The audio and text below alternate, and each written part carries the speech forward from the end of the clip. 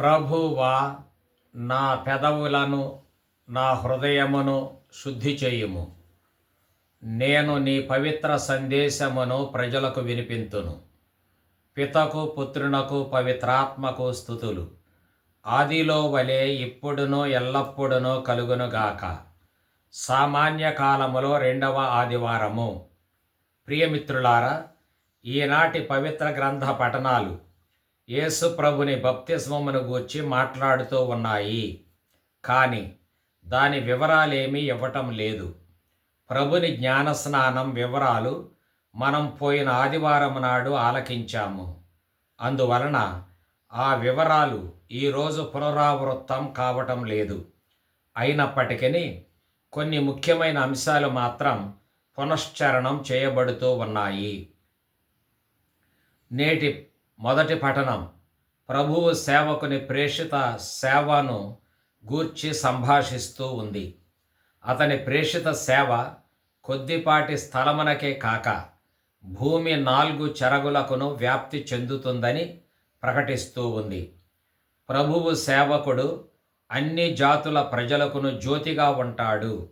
అందుకే ప్రభువు అతనిని నియమించాడు.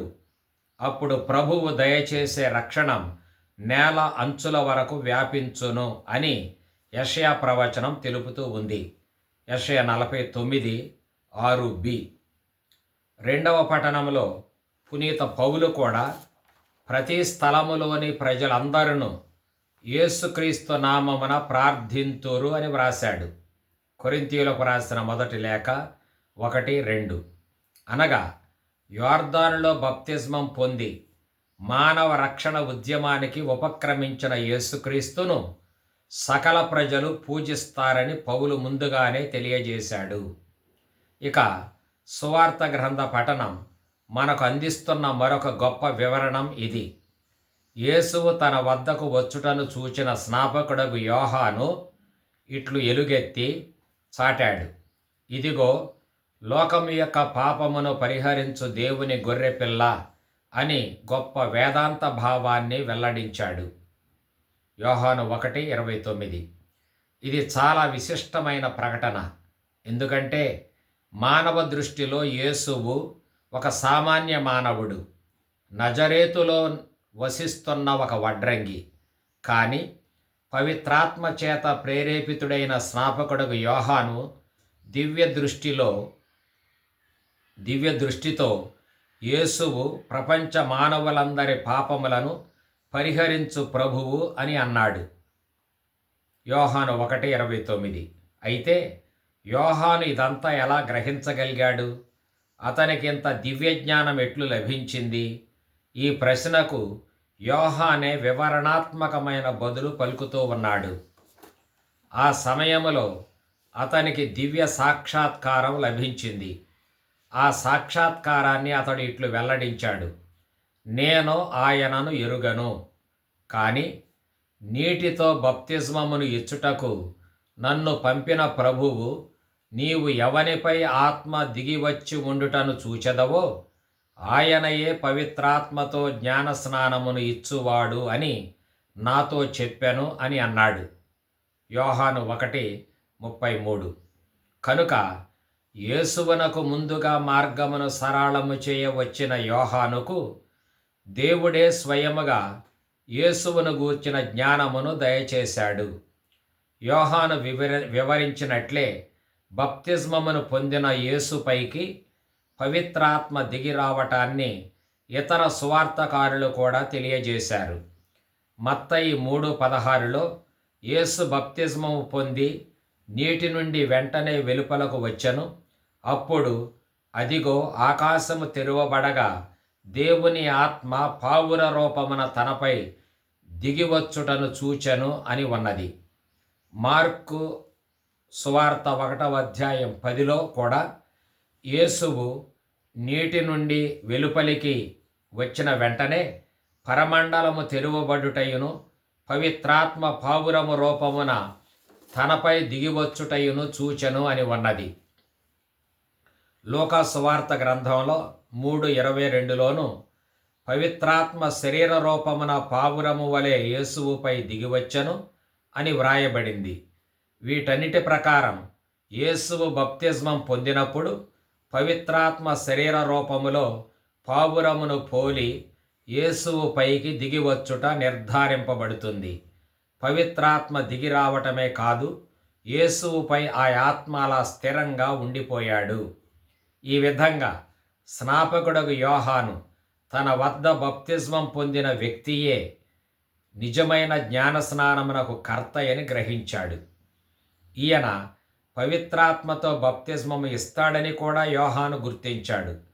ఈయన ఇచ్చు బప్తిస్మం ప్రజలను పూర్తిగా శుద్ధీకరిస్తుంది, దేవుని బిడ్డలు అయ్యే వరప్రసాద భాగ్యాన్ని దయచేస్తుంది. ఈ విధంగా ఒకవైపు పాప పరిహారాన్ని దయచేస్తుంది, వేరొక వైపు దేవవర ప్రసాదముతో నింపుతుంది.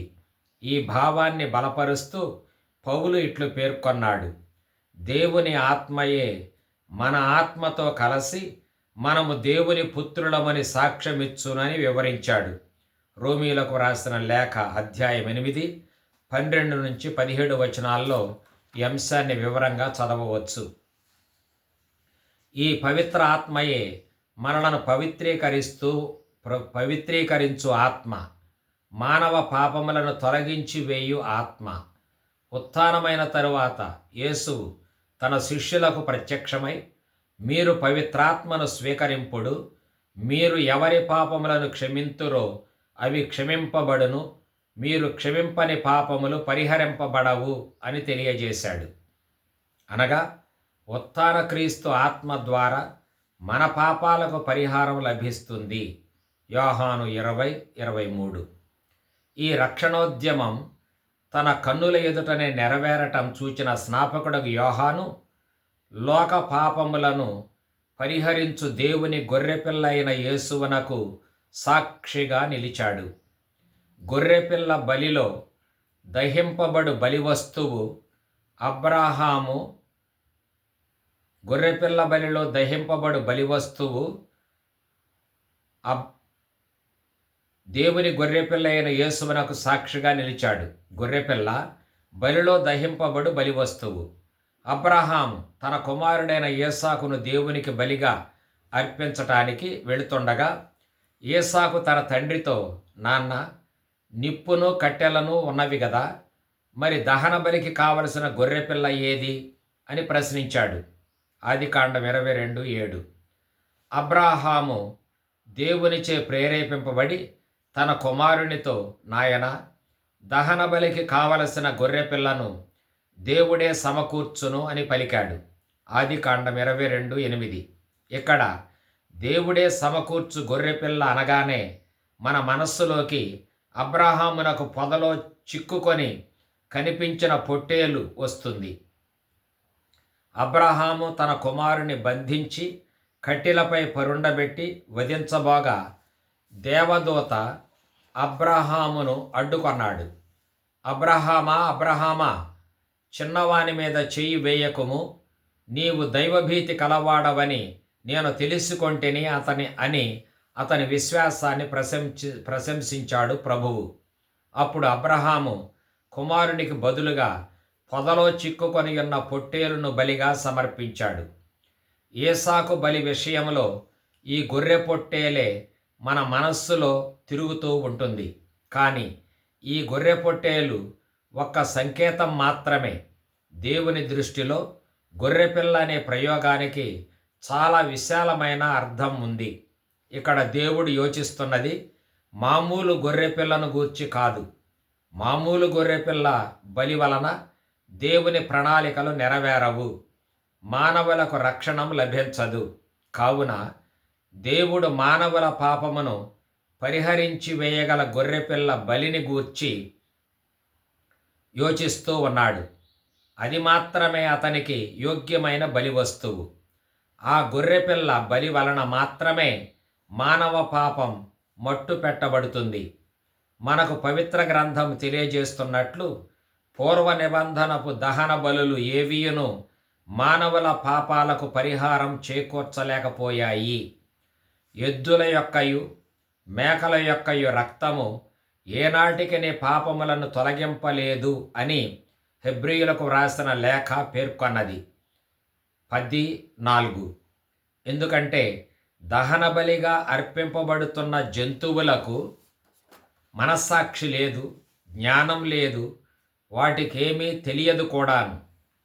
బలి చేయబడుతున్నాయి, వాటికేమీ తెలియకుండానే బలి చేయబడుతూ ఉన్నాయి. దహనం చేయబడుతున్న ఆ జంతువులకు దేవునితో గాని మానవునితో గాని బుద్ధిపూర్వక సంబంధం ఏమీ లేదు. వాటికి ఒక వ్యక్తిత్వం లేదు, ఒక చిత్తం లేదు. కానీ దేవుని గొర్రెపిల్లగా పిలువబడుతున్న యేసువు విషయానికి వస్తే అసలు భావమే మారిపోతుంది. యేసువు స్వయంగా బుద్ధిపూర్వకంగా, స్వేచ్ఛగా, ఇష్టపూర్తిగా తనను తాను బలిగా సమర్పించుకున్నాడు. ఆయన ఏ దోషము లేని స్వచ్ఛమైన గొర్రెపిల్లగా మనస్సాక్షి ప్రకారం చిత్తశుద్ధితో బలి అయ్యాడు. బుద్ధిపూర్వకంగాను ప్రేమతోనూ ప్రాణత్యాగం చేశాడు. తన రక్తాన్ని దేవుని చిత్తం నెరవేర్చటం కొరకు ధారవోశాడు. మానవుల పాపాన్ని తొలగించి వేశాడు. కనుక మనం మానవులను పాప విముక్తులను చేయగల గొర్రెపిల్లయగు యేసువును గుర్తించాలి. అసలైన పాప పరిహారపు గొర్రెపిల్ల క్రీస్తే. ఇక్కడ మనం స్నాపకుడగు యోహాను వినియోగించిన ప్రయోగాన్ని శ్రద్ధగా గ్రహించాలి. యోహాను ఇదిగో లోక పాపములను పరిహరించు దేవుని గొర్రెపిల్ల అని అనలేదు. కానీ అతడు పాపములు అని బహువచనము వాడకుండా పాపము అని ఏకవచనం వాడాడు. లోక పాపమును పరిహరించు దేవుని గొర్రెపిల్లయని యేసువును సంబోధించాడు యోహాను. పూర్వం యూదులు దేవుని నుండి తమకు లభించు పాప క్షమను గూర్చి తలంచినప్పుడు కేవలం తన ప్రజలైన యూదజనుల పాపాలు మాత్రమే క్షమింపబడుతున్నాయి అని అనుకున్నారు. పూర్వపు ప్రవక్తలు కూడా ఇదే భావాన్ని దేవుని పేరిట వెల్లడించారు. నేను వారి పాపములను మన్నింతును, వారి పాపములను ఇక జ్ఞప్తియందు ఉంచుకొనను, ఇవి ప్రభుడైన నా పలుకులు అని ఇర్మీయా వ్రాశాడు 31:34. అదే రీతిగా యెహెజ్కేలు ప్రవక్త కూడా నేను మిమ్ము శుద్ధి చేయుదును, మీ విగ్రహముల నుండి మీ మాలిన్యము నుండి మిమ్ము శుద్ధి చేయుదును అని తెలియజెప్పాడు 36:25. ఈ ప్రవక్తలు విశేషంగా యూదులను ఉద్దేశించి ప్రవచించారు. కానీ యోహాను మాత్రం లోక పాపమును గూర్చి మాట్లాడుతూ ఉన్నాడు. ఈ ఏకవచన ప్రయోగం లోకమంతటినీ బంధించి, బాధించి, నొప్పించి, దుఃఖింపచేసి, ఆపదకు గురిచేసే నరులలో కరుడుగట్టుకుపోయిన అవినీతిని సూచిస్తుంది. కావున దేవుని గొర్రెపిల్ల యొక్క రక్షణోద్యమం కానీ, పాప పరిహార బలిదానం కానీ కేవలం యూదుల కొరకు మాత్రమే పరిమితం కాదు. సమస్త లోక ప్రజల పాపముల కొరకు ప్రాయశ్చిత్తంగా అది నెరవేరుతుంది. జగమంతా పాప మాలిన్యముతో ఉంది గనుక ప్రపంచమంతటికినే రక్షణం అవసరమే. అందువలననే క్రీస్తు ఉదారంగా ఈ రక్షణాన్ని సర్వ ప్రజలకు అనుగ్రహించటానికి ఈ లోకానికి జగజ్యోతిగా, జగద్రక్షకుడిగా వచ్చాడు. ఈ కారణం చేతనే యెషయా ప్రవక్త గ్రంథము నుండి గ్రహింపబడిన ప్రభువు సేవకుని 2వ గీతం ఆ సేవకుని ప్రేషిత ఉద్యమం ఒక ప్రాంతానికి పరిమితం కాదని, అన్ని జాతులకు అన్వయిస్తుందని, దేవుని రక్షణం నేల అంచుల వరకు వ్యాపిస్తుందని తెలియజేస్తూ ఉంది. ఈ విధంగా యోర్దాను నదీ తీరాన పవిత్రాత్మతో ప్రత్యక్షమైన క్రీస్తు విశ్వజనుల రక్షకుడు అనేది ఈరోజు లోకవిదితం చేయబడుతుంది. ప్రవక్తలందరూ ఇశ్రాయేలు ప్రజలు దేవుడు ఎన్నుకొనిన జనం అని తెలుసు. అది దేవుడు వారికి దయచేసిన ప్రత్యేక సౌకర్యం. లేక హక్కు. అయినప్పటికీ పవిత్రాత్మ చేత ప్రభావితులైన ప్రవక్తలే ఆ పరిధిని దాటి ఆ హక్కును సౌకర్యాన్ని ప్రపంచ జనులకు అన్వయించారు. దేవుని గొర్రెపిల్ల ద్వారా చేకూరనున్న రక్షణం విశ్వజనీనమైనదని తేటతెల్లం చేశారు. ఈ విధంగా విశ్వరక్షకుడు యేసుక్రీస్తే అనే సందేశాన్ని లోకవిదితం చేశారు. కావున ప్రభుని సేవకుడు ముందుగా యాకోబు వంశజులను దేవుని వద్దకు తీసుకొని పోతాడు. కానీ అది చాలదు. దేవుడు తన సేవకుని జగజ్జనులకు జ్యోతిగా నియమిస్తాడు. రక్షణాన్ని అందరికీ అనుగ్రహిస్తాడు. ప్రతి మానవుని పాప పరిహారం కొరకు దేవుని గొర్రె పిల్లగా బలి అవుతాడు. కావుననే దేవుడు నా రక్షణం నేల అంచుల వరకు వ్యాపించును అని అన్నాడు. యెషయా 49:6. ఈ విశ్వజనీనమైన సందేశాన్ని యేసుప్రభుని శిష్యులు కూడా ప్రకటించారు. యేసుప్రభువే వారిని ఇట్లు ఆదేశించాడు: మీరు ప్రపంచమంతటను తిరిగి సకల జాతి జనులకు సువార్తను బోధింపుడు అని ఆదేశించాడు. ఈ లోకంలో ఆ రోజుల్లో ఈ ఆదేశాన్ని అందుకొనన అపోస్తలులు 12 మాత్రమే. అయినా యేసు వారిని అన్ని దేశాలకు వెళ్ళి రక్షణ సువార్తను బోధింపమని ఆదేశించాడు. వారికి ఉన్న ప్రయాణ సదుపాయాలు చాలా తక్కువ. వారు చాలా పెద్ద ప్రపంచాన్ని చుట్టి రావటం అసాధారణమైన విషయం. అయినా ఒకే ఒక ప్రభుని సేవకునితో ప్రారంభమైన ఈ ఉద్యమం ఇప్పుడు 12కి అప్పగింపబడింది. కనుకనే పౌలు దేవుని సంకల్పము వలన క్రీస్తు యేసు అపోస్తలునిగా నేను పిలువబడి తిని అని చెప్పగలిగాడు. కొరింథీయులను ఉద్దేశించి మన ప్రభువును వారి ప్రభువును అయిన యేసుక్రీస్తు నామమునకు ప్రార్థన చేసుకొని వారి యొద్దకు దేవుడు నన్ను పంపాడు అని స్పష్టంగా తెలియజేశాడు. కొరింథీయులకు వ్రాసిన మొదటి లేఖ 1:1-2. కొరింథీయులు అన్యజాతీయులు. పౌలు పరిచర్య ద్వారా వారు దేవుని సంఘములో ప్రవేశింప ఆహ్వానింపబడ్డారు. వారితో పాటు చాలామంది ఇతరులు కూడా క్రీస్తు వద్దకు ఆహ్వానింపబడ్డారు.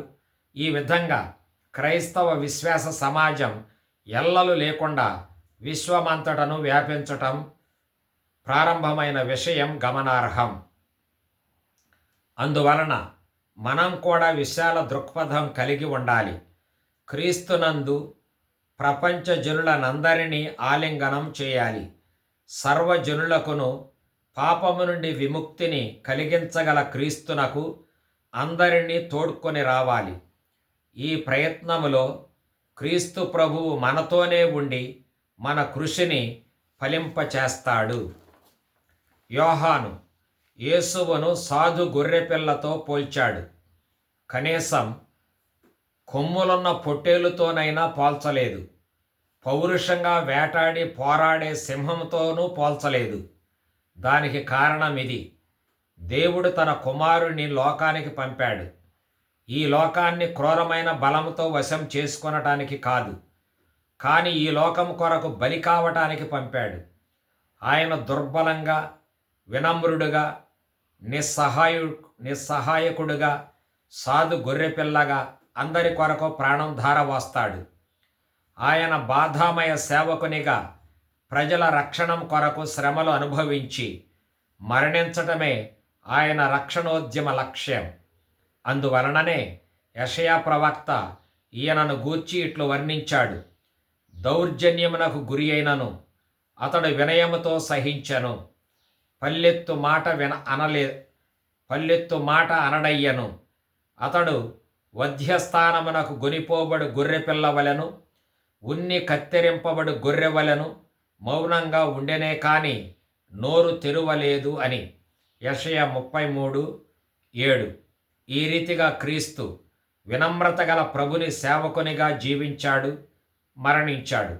అంతేకాదు, ఆయన పాస్కా గొర్రెపిల్లగా వధకు గురయ్యాడు. పాస్కనాడు వధింపబడు గొర్రెపిల్ల రక్తము యూదుల ద్వారబంధాలపై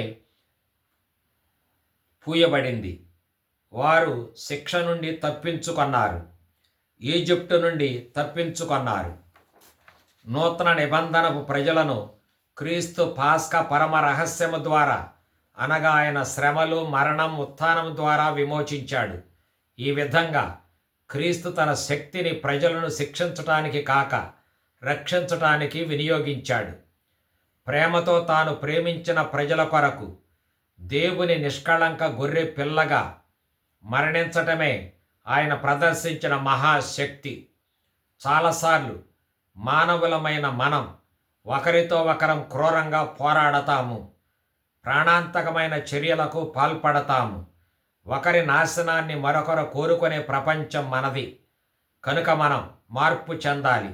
సాధు గొర్రె పిల్లగా వధకు అంగీకరించి మానవ రక్షణ సాధించిన క్రీస్తే మనకు ఆదర్శం. వినమ్రతే రాగద్వేషాలను అంతమొందించగల దైవ బలం. మనం పరస్పర స్నేహభావముతోనూ సోదరీ సోదరులుగా కలిసిమెలిసి జీవించాలన్నదే దేవుని గొర్రెపిల్ల మనకు ప్రబోధిస్తున్న గుణపాఠం. కనుక ఈనాటి మాట ఇది: క్రీస్తు హృదయంలో సర్వజనులు ఉన్నారు. సర్వజనుల మధ్య క్రీస్తు హృదయముతో నీ ఉండు. ఈ పవిత్ర ధ్యానములో పాల్గొనిన ప్రతి ఒక్కరిని దేవుడు సర్వదా దీవించి కాపాడునుగాక. పితా, పుత్ర, పవిత్రాత్మ నామమున ఆమెన్.